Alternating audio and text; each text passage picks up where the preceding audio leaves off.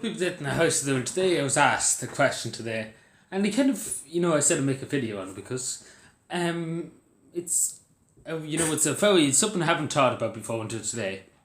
And what was the most, worst thing or most weirdest thing you ever picked up? And there's a long story to it. There's a long story to it. So first of all, the most worst thing, the most gruesome thing, in other words, the most sickening, I suppose, the best word too, is, nappies. Nappies that have been there for 10, 15 years. Because, you're worried. In the back of your mind every time you pick them up. Because they do have fungi and they have diseases on them, depending on how long they're there. Obviously, if they're there after 15 years, you're gonna get in serious trouble. You're in serious trouble of getting, if you breathe it in, if you put it anywhere close to you, even if you could step onto your clothing, and if you rub your face with your clothing, you're buggered. That's really simple as that. You're not going to have a good time. There's going to be fungi, and you're going to be, you're going to have a huge amount of stomach problems and everything like that. And obviously it wouldn't be too good for you to smell either. So that's why I'm always having the back of my head. It's annoying to lift nappies. That's one thing. And obviously, I never really had to. Thanks be to God, never had to really lift any kind of body part or anything like that out of a bag. Obviously, I just, FYI, just to say this. I said sadly that young lad in Dublin, was cut up into pieces and thrown into a bag. Since that day, everybody every council in Ireland has to check the bag before they lift it.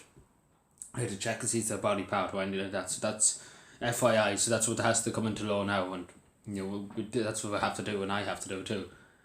So I hope, please God, never have to find a body part in any bag or anything like that. And thankfully I haven't. And then the next thing is obviously needles, drugs. We have lifted, I'm going to have to say it straight, we have lifted 3 or 4 needles last year, and in the years before we lifted a few needles. But obviously we dispose of them and ourselves, we break them up into pieces, break them up into glass, like needles. Some of them are used and 1 or 2 wouldn't use.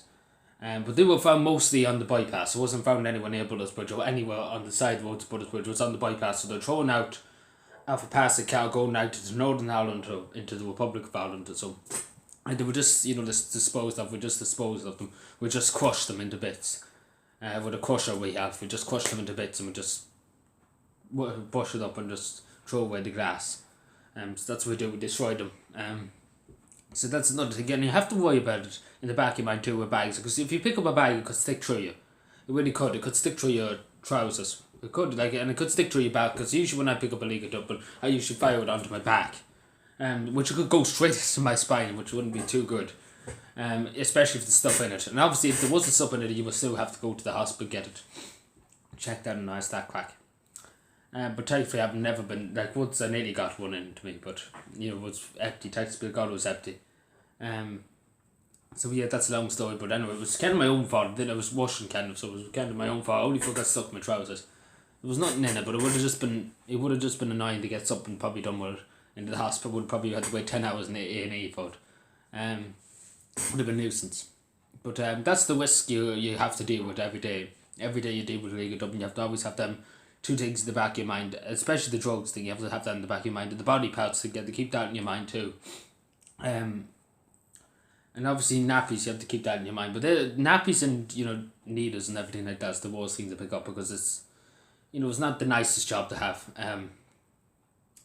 But apart from that, there's not really much else. Like, I used to be sickened when I used to have to pick up McDonald's meals, and just absolutely just a mess when there's a food meal thrown out in the car.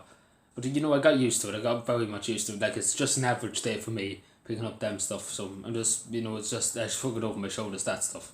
But it's just annoying with nappies. I find nappies very annoying, because you're always wondering what could happen tomorrow morning after you pick them up. And thankfully, the only thing that's ever happened when I picked up a nappy was, I had the sore stomach for a while afterwards, but that was really it. That's because of the smell, and I don't know what happened. Probably went into my lungs and it made me sick, I suppose.